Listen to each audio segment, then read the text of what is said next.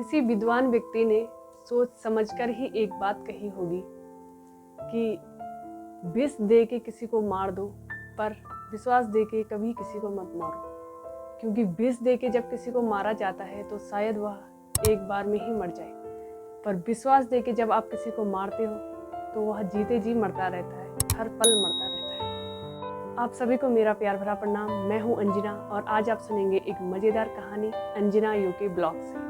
आज की कहानी है एक वृद्ध व्यक्ति की जो किसी राज्य में रहा करते थे। उस राज्य का राजा बहुत ही दयालु, लोकप्रिय और न्यायप्रिय था। राज्य उसका बहुत बड़ा था, जो दूर दूर तक फैला हुआ था। बहुत विशाल राज्य होने के कारण राजा अपनी जनता से ज़्यादातर नहीं मिला करते थे, पर राजा जब भी अपनी जनता से मिलते थे तो जनता की समस्याओं पर जरूर ध्यान देते थे। उसी राज्य में एक वृद्ध व्यक्ति थे जो लगातार कई वर्षों से वहाँ कार्य कर रहे थे और बड़ी ही ईमानदारी और निष्ठापूर्वक अपने कार्य को करते थे। वह व्यक्ति चौकीदारी का कार्य करते थे। अक्सर उनको रात में ही जगे रहना पड़ता था। उनको कभी भी सर्दी, गर्मी, जाड़े, किसी भी मौसम का कोई अनुभव नहीं होता था, क्योंकि वह अपने काम में इतने निष्ठापूर्वक रहते थे कि उनको किसी भी चीज़ का ध्यान नहीं आता था। मन ही मन वह सोचा करते थे कि एक न एक दिन राजा से जरूर मुलाकात होगी और राजा शायद उनकी जीवन की जो भी परेशानियां हैं सही कर देंगे। एक दिन राजा का भ्रमण होता है। राजा संयोग से उसी जगह पहुंच जाते हैं जहां वह व्यक्ति अपना कार्य कर रहे हैं। जब राजा वहां पहुंचते हैं तो जो व्यक्ति वहां पर बाहर चौकीदारी करने बैठे रहते हैं तो राजा की नज़र उन पर पड़ती है। राजा देखते हैं कि इतनी ठंड के मौसम में जहां कोई व्यक्ति बाहर आने की भी नहीं सोच सकता, ऐसे में यह बूढ़े व्यक्ति कैसे कार्य करते होंगे। उनके पास ना ही पहनने के लिए अच्छे कपड़े हैं, ना ही लेने के लिए कोई कंबल या अच्छा कोई गर्म बिस्तर है। राजा को उनको देख के लगता है कि इनकी मदद जरूर करनी चाहिए। राजा वृद्ध व्यक्ति के पास जाते हैं और पूछते हैं, बाबा आप इतनी ठंड में कैसे काम करते हो? क्या आपको ठंड नहीं लगती? वृद्ध व्यक्ति राजा की तरफ देखते हैं, उनको प्रणाम करते हैं और मुस्कुराते हुए कहते हैं, राजन, मैं तो न जाने कितने वर्षों से ऐसे ही कार्य करता आ रहा हूँ। अपने काम के प्रति जो भी मेरी निष्ठा है उससे मुझे कभी नहीं लगता कि मुझे ठंड लगेगी या गर्मियों में गर्म लगेगा। पर मेरे मन में हमेशा से ही एक बात थी कि एक न एक दिन आपसे जब मुलाकात होगी तो आप जरूर हमारी समस्याओं को देखेंगे। राजा वृद्ध व्यक्ति की ओर देखता है और बड़े ही विश्वास से उनके कंधे पे हाथ रखते हैं और कहते हैं, आज के बाद आपको सर्दी नहीं लगेगी, क्योंकि आज मैं आपके लिए कुछ ऐसी व्यवस्था कर दूंगा जिससे आपकी सर्दियों में कोई भी दिक्कत नहीं होगी। राजा की बातें सुनकर वृद्ध व्यक्ति को बहुत ही खुशी होती है। लगता है जैसे आज वर्षों पुराना सपना पूरा होने वाला है।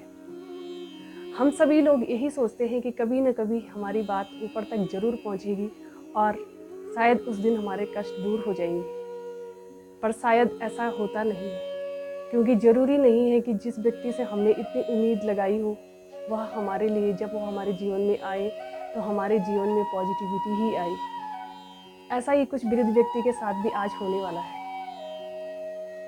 राजा उस वृद्ध व्यक्ति को विश्वास दिला के अंदर चले जाते हैं और अंदर जाते ही अपने महल के कार्यों में व्यस्त हो जाते हैं।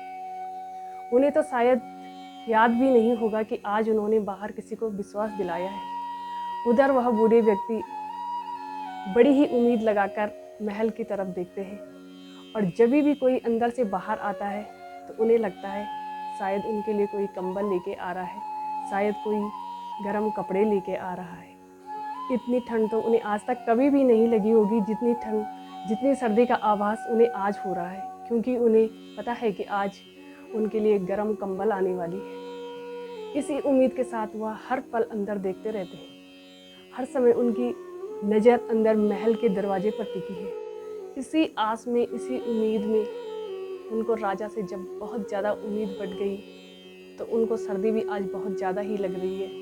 पर धीरे धीरे उनका यह विश्वास टूटता जा रहा है। उनकी उम्मीद भी टूटने लगी और उनको लगने लगा कि शायद अब उनकी कोई नहीं सुनेगा। उधर राजा को जब ध्यान आता है कि शायद उन्होंने बाहर किसी को आज कुछ बोला है, किसी को उम्मीद दिलाई है, उन्हें याद आती है उस वृद्ध व्यक्ति की जो बड़ी ही उम्मीद लगाए उनकी ओर देख रहा था। राजा को जैसे ही ध्यान आता है, राजा तुरंत बाहर दौड़ पड़ते हैं।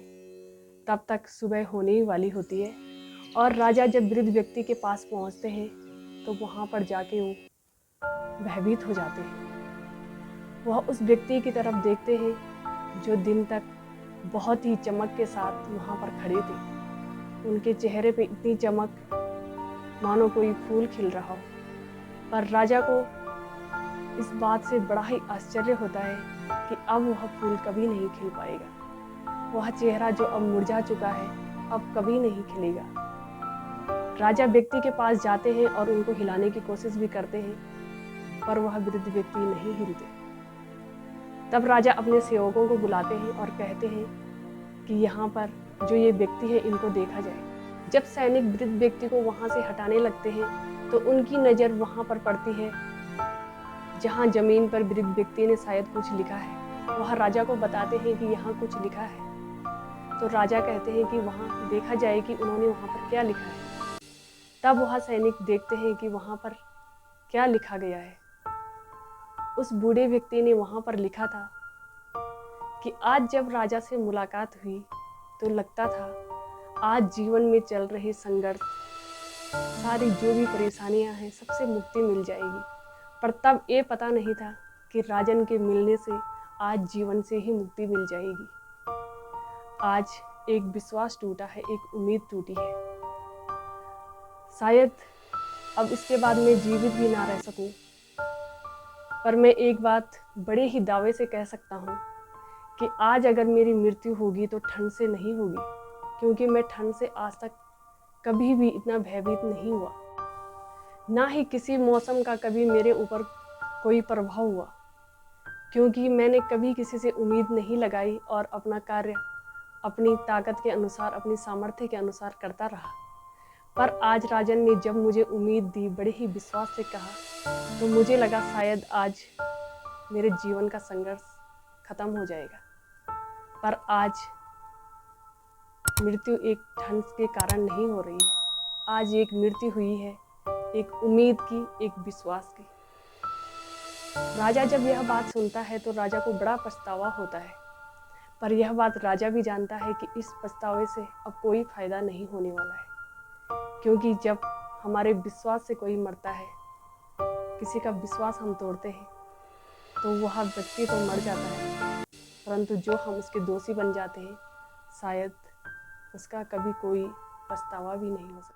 कहानी तो यहीं पर ख़त्म हो जाती है, पर कहानी का एक सार जरूर हमें मिलता है कि हमें हमारी तकलीफ़ें, हमारा संघर्ष नहीं मारता, हमें मारती है झूठी उम्मीदें, झूठा विश्वास जो शायद हम हर किसी पर लगाए बैठते हैं। हमारी उम्मीदें, हमारा विश्वास और किसी से ज़्यादा लगाव ही हमें तकलीफ़ देता है। बने रहिए अपनी इसी पॉजिटिविटी के साथ, ना करिए किसी से ज़्यादा उम्मीद, ना ही ज़्यादा आस, और बने रहिए अंजना यू के ब्लॉग के साथ। मिलती हूँ एक नई कहानी के साथ, तब तक आप स्वस्थ रहिए, मस्त रहिए और चैनल को सब्सक्राइब ज़रूर कीजिए।